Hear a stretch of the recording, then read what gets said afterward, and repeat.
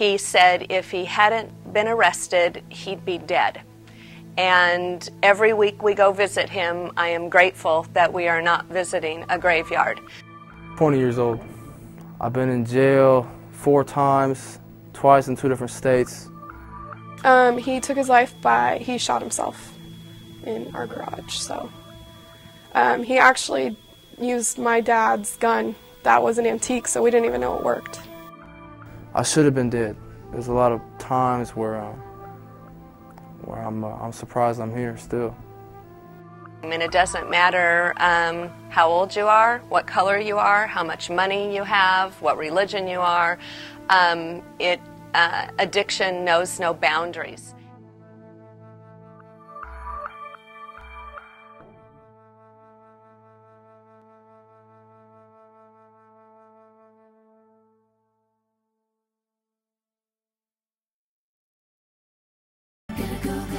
With just one pill. More than Lipitor alone, more than Crestor alone. Vytorin is not for everyone. Non-narcotic Lunesta can help. And then he said something else. Requip. To ask your doctor about Lipitor. Ask your doctor if Requip can help put your RLS to rest. Don't let a migraine disrupt your life. Since 1997, drug company advertising to consumers has soared from nothing to $4.86 billion a year. That's more than the gross domestic product of 53 countries. Prescription drug abuse among teens has reached alarming heights. In high schools throughout Placer County, we're seeing the effects this has on our students. We decided to take a deeper look into this problem and the dangers we may be facing if it continues. Coincidence? In the last decade, Americans have turned to prescription drugs in record numbers. Our children, too.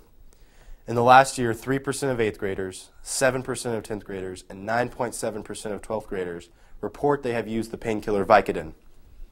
More alarmingly, OxyContin abuse among 8th graders has doubled since 2002. And in Placer County, the story is the same. The number of teen drug arrests are up. About 1 in 5 of the inmates in Placer County Jail are being held on drug charges. Prescription drug abuse is rampant in Placer County. It's one of the most fast-growing methods of abuse. I can tell you numerous incidences where you may or may not be familiar with the concept of farming.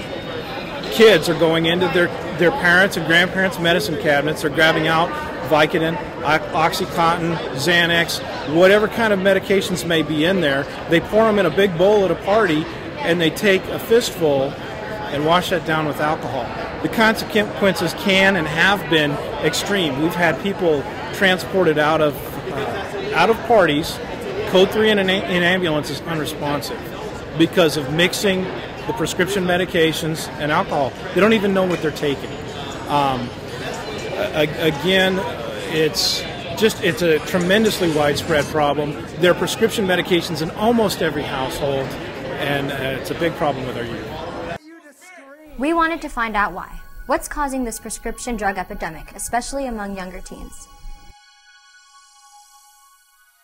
Dry eye. It should not be used by patients with active eye infections and has... Ask your doctor about Cymbalta. Depression hurts, but you don't have to. Ads sell products, and advertising has worked phenomenally for the pharmaceutical companies in the last 10 years. For every dollar they put into advertising, they get $4.25 back in profits alone. No wonder we have a teen prescription drug problem, and no wonder it's corresponded with the rise of drug company advertising to consumers. If you feel this way, then take this, and if you feel this way, take this. And I think it sends a mixed message to kids that, you know, if you're feeling bad in any way, there's a pill for it. Kids are bombarded with media, everything from MTV to the radio. And there's a concept in psychology called the normalization of deviance. What it means is that, you know what, you tomorrow wouldn't go out and say, I'm going to go take some heroin. But if you're bombarded continuously with a message that this little bit is okay, well then you'll move into that realm. Once you moved into that realm, it's normal. It's no longer aberrant behavior. So what media does is they keep pushing and pushing the levels out further and further until what was aberrant no longer is. Look at our movies today. In the 1960s, one of the most horrifying movies out there, people screamed at the movie Psycho. A 10-year-old child could sit down and watch Psycho now and not be affected in any way. That's the power of media. They continuously pressed further and further out until what was shocking no longer is. And that's happening in our drug use as well. We looked at our role models. The news has been full of stories about celebrities and their substance abuse problems. Us Magazine investigates the troubling epidemic of stars and substance abuse. There are 25 rehab centers in Malibu, California alone. Brittany wigs out and Anna Nicole dies with a cocktail of prescription drugs in her system. It all adds up to more messages that make teens curious. Is it any wonder teens are turning away from using street drugs and popping prescription medications to get high? So the latest studies indicate that marijuana and alcohol use have stabilized, and even some instances have gone down. But for prescription drug use, that is something that all the public health officials are worried about, because it is something that has increased over the last 2 years. In fact, I think the statistics are 1 in 5 teens have used prescription or over-the-counter medication. That's alarming. We have seen that the prescription drugs are increasing and the abuse of that is increasing. The diversion of legal drugs into the illegal market has increased tremendously, and it starts with prescription drugs such as OxyContin, Vicodin, and those types of drugs that are predominantly central nervous system depressants, or they act similar to the abuse of heroin. And those types of drugs are also being abused and diverted into the illegal market. I just don't believe it's isolated to Placer County. I've been in other counties and worked there, and it's still a problem everywhere. It's a problem not only with teenagers, it's a problem with adults. How many times have we seen adults in the media get in trouble for having prescription drugs or being addicted to prescription drugs? In working with drug treatment professionals, Rocklin has been called the OxyContin capital of the area. And OxyContin is a very powerful narcotic, and it can grab hold of kids very, very quickly. It's 20 times stronger than Vicodin, and it gives them a very powerful, intense high. But it is, like I said, it can grab a hold of you very quick. What's happening with that is that it's expensive. And once kids can't afford that anymore, then the next drug that they go to that most simulates that type of high is heroin. Christy Crandall should know.